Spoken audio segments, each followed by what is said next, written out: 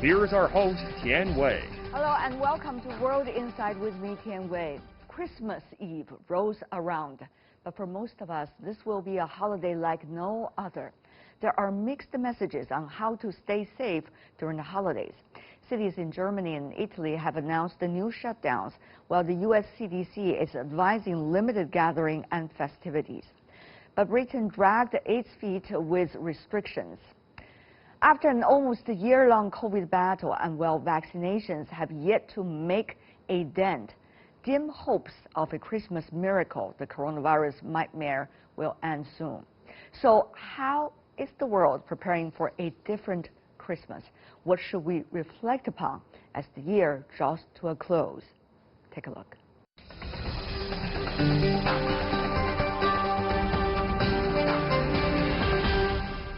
For COVID-19 prevention in Christmas holiday, in Seoul, we have Dr. Alice Kim Kyung-tan, internist at the Miss Medi Women's Hospital. In Philadelphia, Glenn Golton, director of the Center for Global Health at the Perelman School of Medicine from University of Pennsylvania. In Nashville, William Schaffner, professor of preventive medicine with the Department of Health Policy at the Vanderbilt University School of Medicine. Last but not least, in New Haven, Xi Chen, associate professor of health policy and economics at Yale School of Public Health. Ladies and gentlemen, welcome to the program. First of all, happy holidays to you and your families. Even though we're facing a daunting situation of public health. Dr. Tan, I know there are spiking of numbers recently in your country, South Korea. Tell me how things are and how people are trying to protect themselves during the holiday season. Currently, we are at level 2.5 social distancing, with 3 being the highest level. We are on the verge of actually progressing to level 3 social distancing because we are experiencing really the darkest moments of the pandemic so far, unfortunately. So there has been a big push by the government to get restrictions in place so that people will not gather over the holidays. Unfortunately, of course, one of the favorite winter activities is skiing. We were the host of the 2018 Winter Olympics. I know Beijing will be hosting the 2022 Winter Olympics. And we have had a cluster in one of the ski resorts in the city that hosted those Winter Olympics. And so, unfortunately, it's going to look like this holiday season will need to be spent at home with immediate family members. And that's what the government is requesting our citizens to do right now. How big a danger is there in the United States, Professor Golton, during the holiday season? Are people really listening to the advice of health experts now? The situation is very, very difficult in the United States right now. It does vary by state. You know, an effective response nationally really requires great federal leadership, implementation at the state and local level, and then adherence by the public. And sadly, in the United States, many of the public simply fail to follow the recommendations that are established locally. And of course, the President of the United States, currently President Trump, has really not exhibited great leadership in this regard. So unfortunately, we've seen the residue of our national holiday Thanksgiving with a dramatic spike in cases, and I think we all fear we're going to see more of the same over the Christmas holidays, despite increased warnings to stay distance and hunker down and away from our families. Yeah. Mr. Xi Chen, we understand over the past 5 days there's an increase of 1 million more positive cases inside the United States.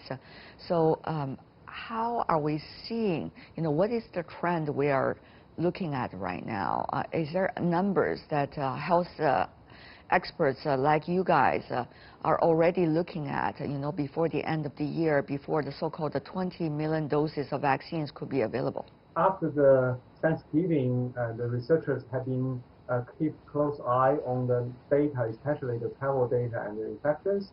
And some states saw rapid increase in the cases, but national tsunami of cases surge haven't happened yet.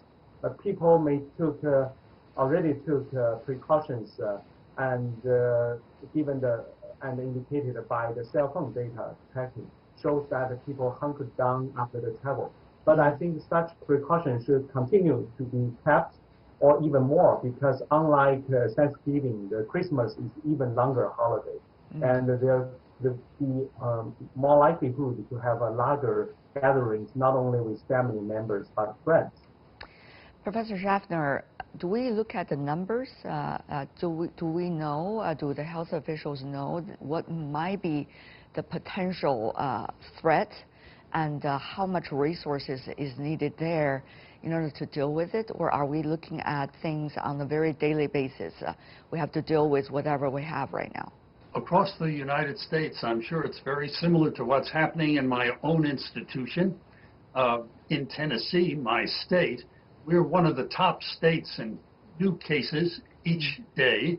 So our institution is stretched already, and we are fearful that in the near future, in the next several weeks, we will see even more patients that require hospitalization and admission to the intensive care units. We have already opened up more beds and made modifications. We are starting not to do elective surgical procedures. So we are really prepared for many more cases of COVID, I'm afraid, in the next 2 or 3 weeks. Well, that's going to be a daunting task, of course. Having said that, though, may I ask about our colleagues from the U.S.? The 20 million doses of vaccines are being considered crucial and also first step for the step-by-step plan of vaccination inside the United States. So are we seeing the 20 million doses might be implemented and distributed and being vaccinated to people in need, vulnerable groups? Professor Golton, please. Yes, the vaccinations have already started at the major hospitals and health clinics around the United States. Certainly at our university and our university hospital, vaccinations began this week. Prioritized for healthcare workers who are exposed to individuals of unknown status, so emergency room workers, ambulance transport individuals, individuals within our intensive care units who may have to intubate patients. So the highest risk individuals have been treated first. And then outside of the hospitals, nursing homes and care workers in nursing homes will begin to get the vaccines, at least in Pennsylvania, within the next 2 weeks. It will then roll out to other individuals in our healthcare environment, to teachers, and then probably by January, February, the population as a whole. Now, I've been hearing about reports, for example, in the Washington Post suggesting about a divide of, shall we say, the current situation between the federal government, which is going to be there until January the 20th, and also some of the vaccine producers, such as Pfizer. The federal government has been suggesting that the vaccine providers have not been able to provide on time the sufficient amount, while the vaccine producers are suggesting we have enough of what we have already committed, but rather there has been a deficiency of systematic support from the government. Now, Professor Schaffner, this is a chaotic situation we are facing, unprecedented, but how do you see the system works so far? What is the system now until at least January the 20th? Well, clearly the manufacturers and Operation Warp Speed are responsible for delivering the vaccines down to the states, in the state health departments, and to large institutions such as Dr. Coulter's and mine. And we, at the local level, are prepared to vaccinate. We have been planning this for some time. Our vaccinations began just today. Everything is going very smoothly. Many of our healthcare workers are eager, very eager, to be vaccinated. We anticipate getting more vaccines along the way. I understand there are discussions about that and some uncertainties, but as we say, that's above my pay level. Here at the local level, we're ready to do the job and get the vaccines out to the people who need them. Mr. Xi Chen, now, there are talks about the qualities of the vaccines. Now, we have already known the data coming from the vaccine manufacturers.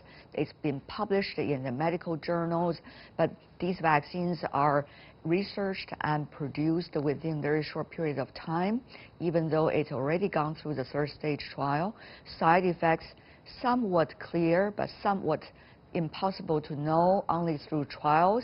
Now we have massive vaccinations among the population. So, Mr. Xi Chen, what system is there available to deal with the uncertainties? We heard about cases of side effects already since the vaccination began. Yeah, plus the Moderna vaccine, which just got the FDA, EUA, there will be 2 vaccines in the American market for emergency use, and the safety definitely is a concern. And there has been some side effects, but nothing serious. No serious adverse events. There was some reporting about fever, fatigue, nausea, sore arm, and facial paralysis even. But sometimes this could be a signal that the vaccine is working because it's triggering the response from the immune system.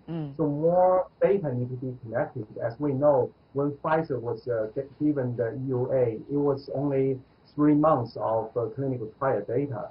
So those people in treatment and the control group are continued to be monitored to have a longer term understanding about any side effect, any infection happening. Professor Golton, are we going to see much wider spread of the COVID-19 before vaccines could be available to the massive or majority of the population? Because certainly we are going to see the numbers exacerbated as a result of the already number we have right now, more than 17 million, and that is growing.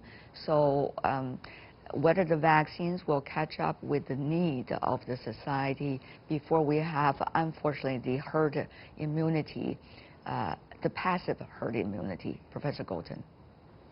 Well, infections, hospitalizations, and then unfortunately very negative consequences from those infections trail the initial infectious exposure by weeks at the least. And so I think we can expect to continue to see rises in cases in the United States well past the New Year holiday, not just because of Christmas, but because of the tail of individuals who have been infected from Thanksgiving and over the last 1 to 2 weeks.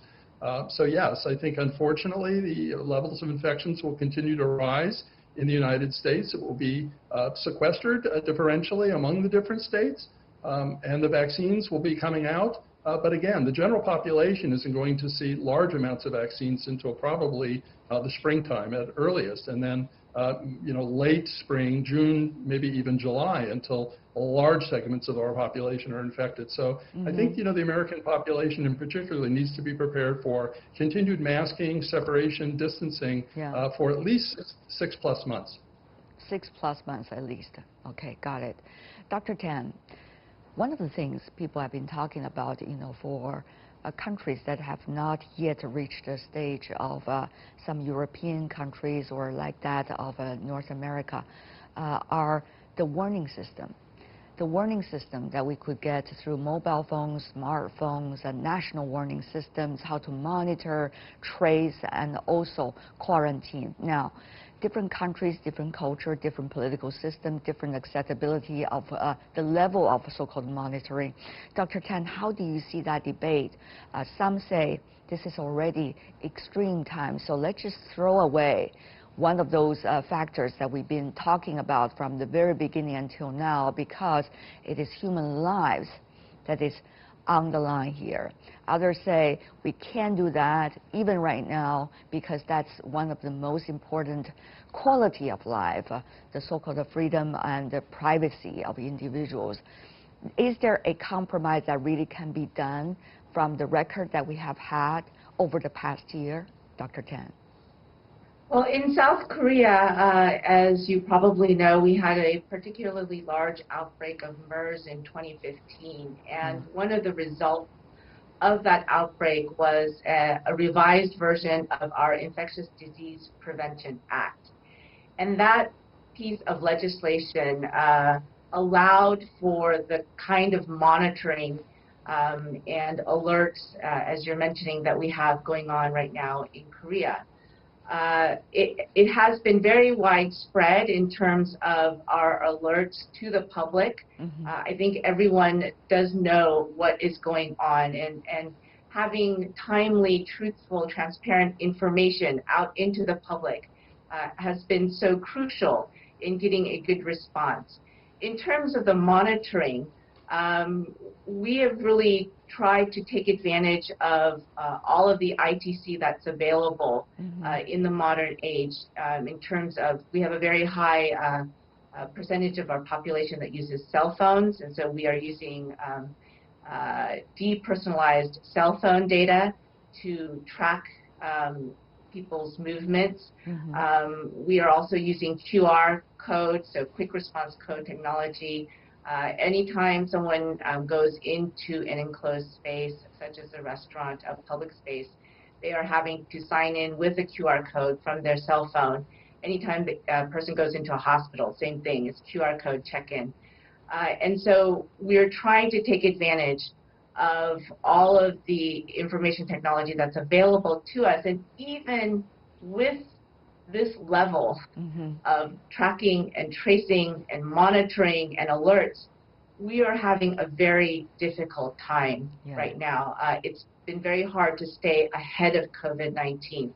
And so I think people need to take it into perspective that a highly digital, high-tech country, wired country like Korea, even though we are using high levels of monitoring, we are having a hard time. And I think this is something that other nations need to consider, is do they need to put legislation in place as we have for the next pandemic to get ready and to be prepared.